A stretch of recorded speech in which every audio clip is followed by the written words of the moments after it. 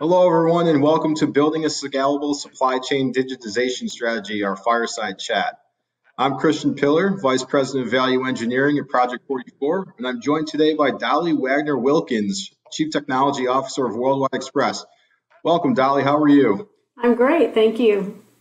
Take a little bit of time to introduce us, introduce the folks to yourself. You have an interesting background in a variety of industries. Yeah, well, I've had a charmed career, that's for sure. So I started out my career at Anderson Consulting, which now is Accenture, so I'm dating myself.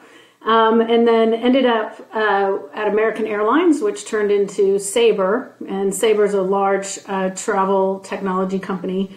And had a 28-year career there and got to do all kinds of cool things from marketing to running operations to running large development teams and ultimately delivery. And then a few years ago, an opportunity came across my desk that was just too much fun to pass up. So I left Sabre and joined Worldwide Express as their Chief Technology Officer. Great. So the conversation we're having today, again, is on digitization. It's timely given everything that's happened in supply chain. You know, every day my news feed is filled with supply chain related articles, as I'm sure yours might be. And this morning I saw an interesting one from Reuters. It was a study of 394 supply chain executives that showed outdated legacy systems and traditional supply chain practices emerged as a major shortcoming for a number of retailers. 28% of them had manual planning processes, and most of that was with Excel. So our conversation is going to be focused on digitization, and given your strategy in the airline industry and our joint membership in the Digital LTL Council, I think it should be interesting. Yep. All right, so let's get going. You were part of the airline industry during a period of digitization. What was that like? Oh, well, it was all kinds of fun. As you know, airline digitization started early in the 1960s with the advent of reservation systems. And airlines quickly realized that they were great, but they also had this really important point of sale and distribution channel and travel agencies. And they expanded and actually gave the technology to travel agencies in exchange for them booking on their platform. And that formed kind of the modern day global distribution systems. That was the birth of those systems that still really process a huge amount of travel and travel bookings around the world. But the really interesting thing during that period that was going on is the airlines decided that they needed to cooperate in order to make this whole system, airline system, work. So they actually started an alliance really early, like early as the 1940s, that's actually still in existence today. And that was the body, and still is the body, that set the standards for the industry from a technology perspective. So they set standards that enabled everyone in the industry to communicate and to share information electronically in the same format, the same way. So if you think about airlines, they all have to talk to each other. They have to talk to all the airports around the world, whether you're, kind of a remote rural area or you're in the middle of the city. They have to talk to travel agencies. And so that standards board that enabled everybody to build once and use many times was critical to allowing digitization to just go very quickly, relatively speaking. I entered the industry just as electronic ticketing was starting. So there were actually paper tickets at one point in time. And shortly thereafter, the internet was emerging. So I was in the right place at the right time, and I had the privilege of being the development leader for the original Travelocity application and taking that online and taking it to market. And it was the first online application that allowed consumers to shop and see pricing across airlines and choose their airline and book their tickets directly from the consumer. So, of course, that changed the industry tremendously. And from that, you saw all kinds of things like the emergence of low-cost carriers, because suddenly distribution costs were less expensive because they could distribute directly to consumers. We saw online travel agencies that were new and now part of our daily life. And it also just drove the commoditization of airline seats. And you're still seeing airlines react to that even today. Yeah, absolutely. So we're all customers of the airline industry. Knowing what you know, how would your experience as a customer be different if it weren't for the digitization journey? So you talked about the internet, you talked about the commoditization of airline seats. Is there anything else you can think of? Maybe like, lost baggages if you're going from Dallas to Chicago or Chicago to Italy? Yeah, for sure. I mean, as much as we see things like that as consumers, in the back end for an airline, there's a tremendous amount of messages that are zipping around the industry, millions and millions of messages every day. So baggage, I think, is a great one to talk about. Let's think about at one point in time, if you were connecting from one airline to another, there was no such thing as through check-in. The airlines didn't even know how to do that and kept checking your bag all the way. You would have to go claim your bag and then go back to the airline you were checking into and recheck it on the other airline. And that's foreign to us now, but that was the way the industry ran for a long time. And even through check-in to get on your flight, you would have a ticket for one airline and a ticket for another airline. So those messages that go behind the scenes for airlines also really improve the customer experience. And really, I think that the industry's not done yet, right? Like the airline industry is going to have to continue to digitize and improve. So you're going to see airlines who continue to try to personalize right down to the individual. You're going to see better on-plane experiences and better technology there, both for the consumer, but also in the cockpit. A lot of the cockpit technology has still got a ways to go. And then, as biometrics become more mainstream, better airport experiences. Yeah, absolutely. We might be making some people jealous about talking about the airline industry. They're not able to travel anymore. Let's talk about the transportation industry for a few minutes, though. So the transportation industry, one that you and I are members of, is probably a little bit harder for the average consumer to see the benefits of digitization. Why do you think it's necessary to digitize the transportation industry? What would an everyday person like my mom expect to realize, even if they're not aware of the work we're doing? Yeah, that's a great question. Well, if you think about it, e-commerce is just growing at a staggering rate, right? So if you think about the time from Black Friday through Cyber Monday this past year, the number of orders grew by 40% year over year. And some of that's fueled by the pandemic, but it was growing even before the pandemic hit.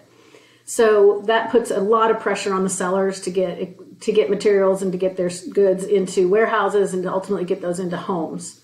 Digitization makes that process faster, more reliable, more efficient, and cheaper. And all that would get passed on to the end consumer. So it's good for the consumer and it's good for the industry. And I think, the ones that really need to start thinking about this is also just the carriers. If you think at it from their perspective, customers are going to start not just, taking what they're given, but they're going to start demanding digitization, whether it's B2B or B2C. People now are kind of annoyed if they have to pay for shipping. And so they're not going to be willing forever to pay for the costs of inefficiency and manual processes. So I think inside the industry, we're going to have to really think about and be forward thinking, because somebody is going to feel that need. As customers demand it, the need will get filled. And the longstanding members of the industry really have to think ahead so they don't become either uncompetitive or even obsolete. Yeah. There's a range of digitization. We were kind of talking about this the other day. So your checkout experience, depending on who you're buying from and which carriers they're using or which service you buy, is pretty vast. What are your thoughts on why that is and what that shows about the need for digitization in the transportation industry? Yeah, I think we've really got a couple of things. So one is the industry has to standardize in some way, right? When you think about why we use EDI all the time, it's kind of an old communication pattern, but one of the reasons we do that is because you can build it once and you can talk to everyone. So I think standardization across the industry is going to be really important to make those experiences easier and more consistent. And we need to extend that into APIs and extend it into digital documents like BOLs and even into common processes. So those don't necessarily just become more efficient, but become more standardized. And people know what to expect, because you're right, everything is different today in the way you interact with shippers and with carriers, largely because of that. And then I also think, and disclaimer that you didn't put me up to this in any way, shape, or form, but I do think that companies like Project 44 are really important to the industry, again, to make things more consistent. So the fact that I can code once to your platform and I can have access to all the different carriers, and that you're harnessing tracking messages and sending them to me in a standard way, takes a lot of work off of my plate and helps me standardize my customer experience. So I think that's important in the industry as well, that we have service providers who are doing some of that heavy lifting that everyone else would be really struggle to do on their own, and have everyone trying to do the same thing. Yeah. So you talked about customer experience. You talked about carriers. You talked about the need for standardization. What digitization have you seen recently, and what's the next priority for digitization? You talked also about carriers and Project 44. So at the top, we talked about the Digital LTL Council. What are your thoughts on the role that standardization is playing in the industry and has to play in the future? Yeah, well, I think when we talk about the LTL Digital Council, it just hopefully will play as big a role in transportation as the airline council does in the airline industry. And in that case, that council is international. It's the International Air Transport Association. But in our case, I think, it's just a huge accelerator. If you can publish standards that work for everyone in the industry, shippers, carriers, 3PLs, everybody, it's just a huge digitization accelerator. And so I think that's really important. But there's more to it than just that, right? People have to adopt it. They have to use it. And standards are nice. I also think inside the industry, we really haven't leveraged big data the way that we could. You still say, even if you take pricing for an example, it's fairly static and based on pretty old methodologies. At this point, there's so much data to be had in the industry and information. We're not yet very good at sharing it, and we're also not that good at harnessing it. So I think that's another huge opportunity going forward. And, you should be able to harness both transactional data about what's happening in the marketplace, but also customer behaviors, and get into better, more flexible pricing models, but also do things like predict and prevent service failures. So I think that's an area that I'd love to see us as an industry get more into, and again, a place where standardization could help as well. Yeah. So there's a lot to unpack in all these conversations, and we only have about 6 or 7 minutes left. So I have 2 more questions for you. If we have anyone in the C-suite listening, what do you recommend they adopt as a digitization strategy? How do they know where to start? Based on your experience in the airline industry and your role as Chief Technology Officer at Worldwide Express.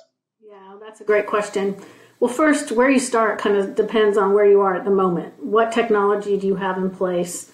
And then the first thing I would advise anyone is to get a very talented set of technology leaders to help them with the strategy. But in front of every good tech strategy should be a really good business strategy. And so whatever they do, your strategy needs to follow, your tech strategy needs to follow your business strategy. It needs to contribute to that and contribute to moving your business and hopefully the whole industry forward. So whether that is, better planning and forecasting, or streamlining processes, or if it's even, campaigns and promotions, that's part of your strategy as a business, your tech strategy should encourage that and should move that forward. So it's hard to say there's any one starting point, but those 2 things should go in tandem. Where people get in trouble is either tech for tech's sake, or they start down a technology journey without a business strategy, and then they're surprised they don't get the results that they want to have.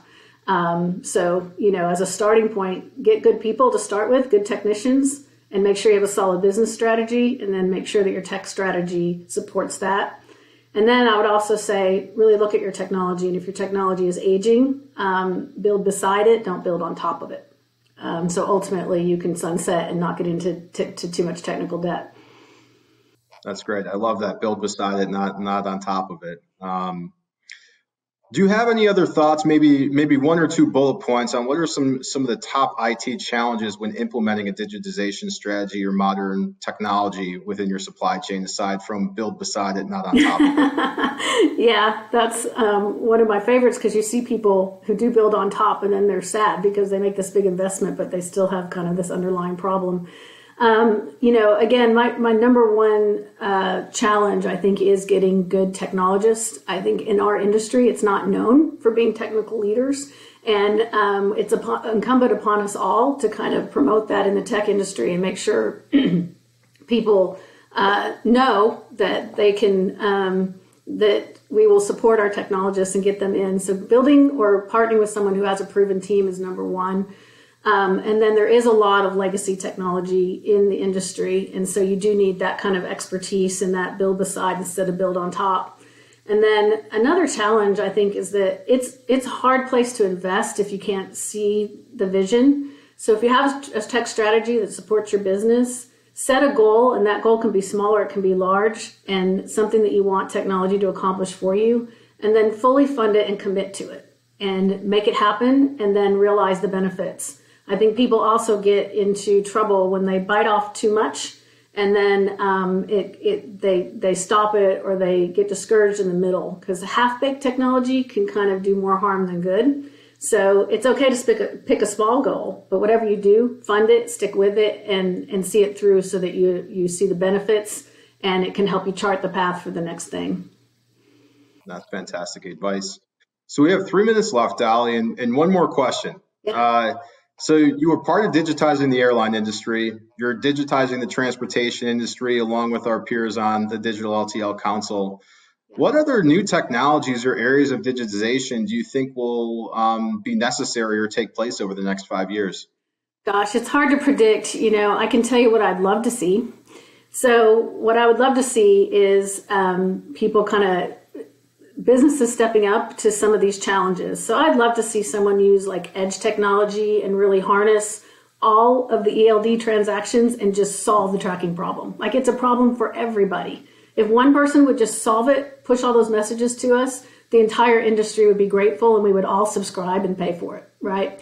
So I'd love to see big problems like that have been solved in other areas get solved. 2, I would love to see the LTL Digital Council to publish standards and have people widely adopt them and really accelerate our digitization. And then I'd love to see the industry and all of us kind of challenge some of the norms. You could be something extreme like, why as consumers do we allow shippers to tell us how we're going to get our stuff? Why don't we buy a shipping package and tell them how we want it shipped to our house and when and how and by whom?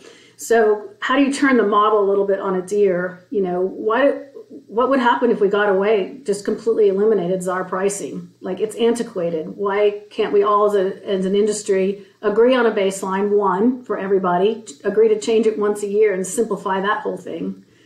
Or why, for instance, accessorials don't go the way of kind of Amazon shipping and just are free, and we don't have to, price them and bill them and track them, and, that just gets, baked into the cost, and we simplify all that. So I think I just love to see all of us kind of turn the norms on their ear a little bit and see what happens. And if anything comes out of that would be interesting for the industry, because I'm not sure that we challenge the norms as much as we should. That's a fair point. As consumers, I think we're all kind of responsible for pushing each other. So, Dolly, I think this has been a fantastic conversation. Thank you so much for joining us. And again, thank you everyone for joining our Fireside Chat. Had a fantastic time interviewing Dolly. And Dolly, thank you so much for your insights. Well, thank you so much for having me.